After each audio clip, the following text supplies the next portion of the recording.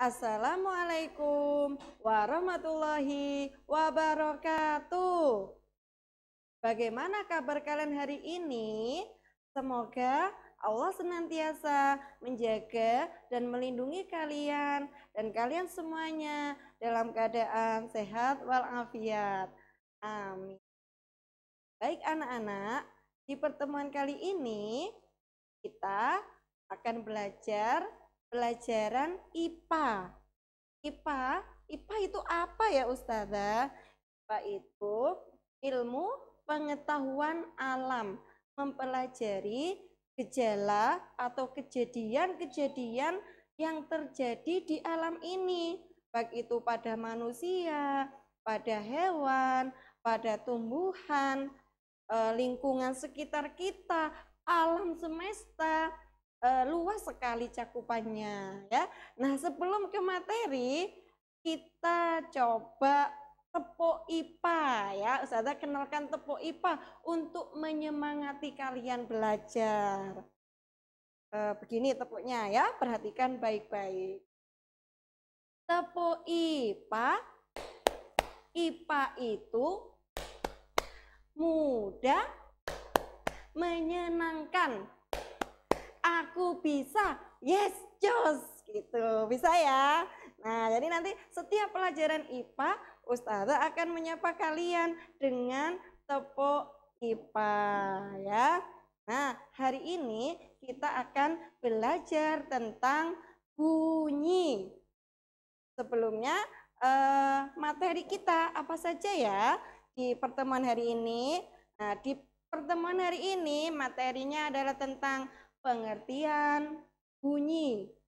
Kemudian next ditanyakan Ustaz. Pengertian bunyi, kemudian sumber bunyi, lalu sifat-sifat bunyi.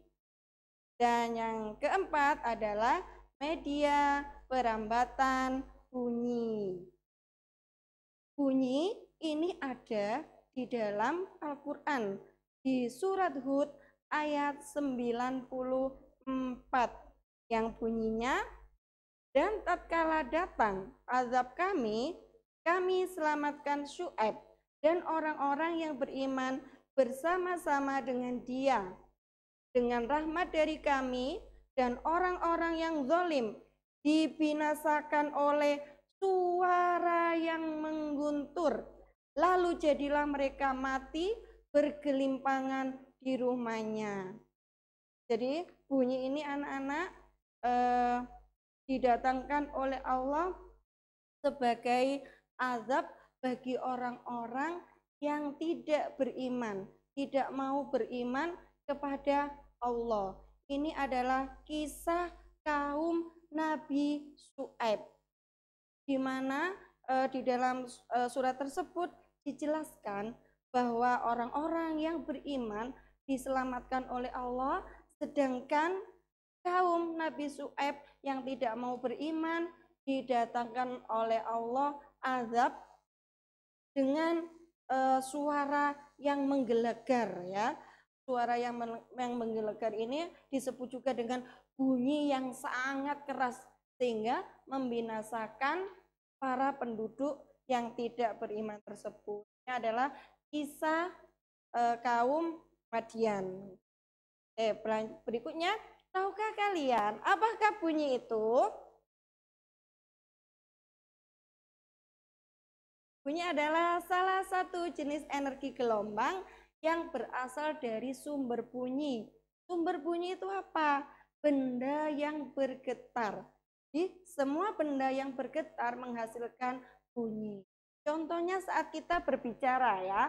Coba kalau kalian megang tenggorokan kalian pada saat berbicara. Nah, tenggorokan kita ini bergetar karena di dalamnya ada pita suara. Pita suara yang bergetar ini menghasilkan suara atau bunyi. Bunyi itu bisa didengar oleh indera pendengaran, yaitu telinga. Bunyi timbul karena adanya gelombang bunyi yang merambat melalui medium. Kalau tidak ada medium, tidak ada medianya, bunyi tidak bisa terdengar atau tidak bisa merambat. Sumber bunyi. Dari manakah bunyi berasal? Tadi ya, dari benda yang bergetar. Semua benda yang bergetar akan menghasilkan bunyi. Beberapa alat musik yang pernah kalian mainkan itu salah satu contoh sumber bunyi. Alat musik apa yang sudah pernah kalian mainkan? Tentunya banyak sekali ya. Ada seruling, kemudian ada gendang, ada gitar, ada kecapi, dan banyak lagi. Berikutnya alat musik berdasarkan cara memainkannya. Nomor 1 ada alat musik tiup, yaitu alat musik yang cara memainkannya dengan ditiup.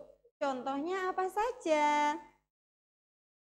Ada seruling, ada trompet, dan lain-lain.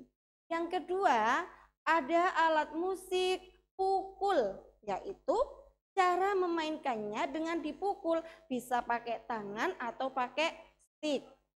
Contohnya ada drum, kemudian gendang, bungu, dan lainnya.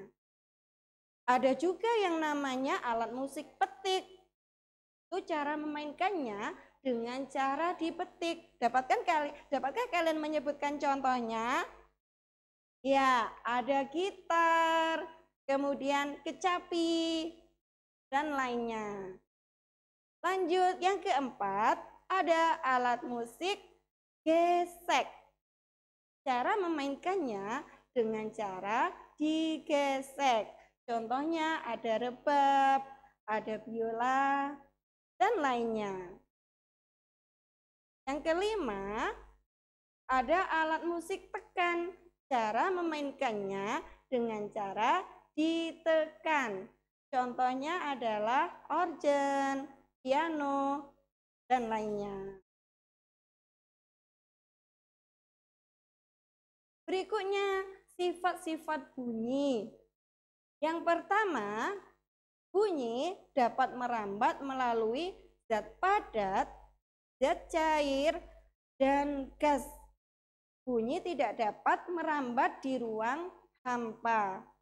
Yang kedua, bunyi dapat diserap dan dipantulkan. Yang ketiga, bunyi dapat dibiaskan.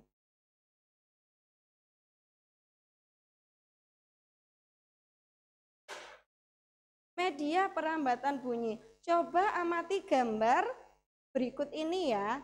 Yang pertama ada anak bermain telepon-teleponan. Kira-kira ini media perambatannya apa ya? Lalu yang kedua ada gambar seperti itu ya. Ada ember berisi air, kemudian telinga didekatkan dengan corong. Kira-kira itu media perambatan bunyi melalui apa ya? Kemudian yang ketiga, ada lonceng yang digetarkan, yang dibunyikan.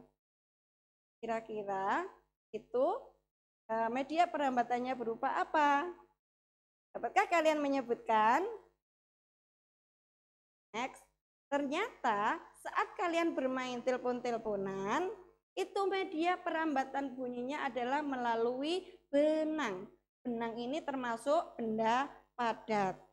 Kemudian yang kedua, saat kalian mendengarkan ketukan batu yang diketukan di ember lalu kalian dengarkan melalui corong, itu adalah contoh perambatan bunyi melalui media zat cair.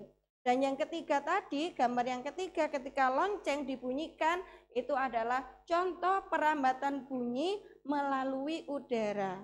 Selain lonceng dibunyikan, saat kita berbicara, nah ini media perambatannya berupa udara atau benda gas.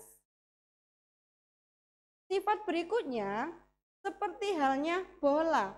Bola kalau kita tendang, kemudian mengenai dinding, bola ini akan memantul. Begitu juga bunyi. Bunyi jika mengenai benda yang keras akan memantul. Peristiwa pemantulan bunyi ini akan menghasilkan suara yang berbeda-beda. Bunyi selain dapat dipantulkan, ternyata bunyi itu dapat diserap. Bunyi akan dipantulkan kalau tadi itu mengenai permukaan atau benda yang keras. Kalau bunyi tersebut mengenai benda yang lunak, bunyi akan diserap. Benda-benda yang dapat menyerap bunyi disebut peredam bunyi. Contohnya adalah karet, karpet, kain, busa, spons, dan wol. Nah, cukup sekian materi hari ini ya. Semoga apa yang Ustazah sampaikan hari ini bermanfaat dan kalian bisa memahami materi dengan baik. Sampai ketemu di pertemuan berikutnya. Ustazah mohon maaf jika ada yang kurang berkenan. Wassalamualaikum warahmatullahi wabarakatuh.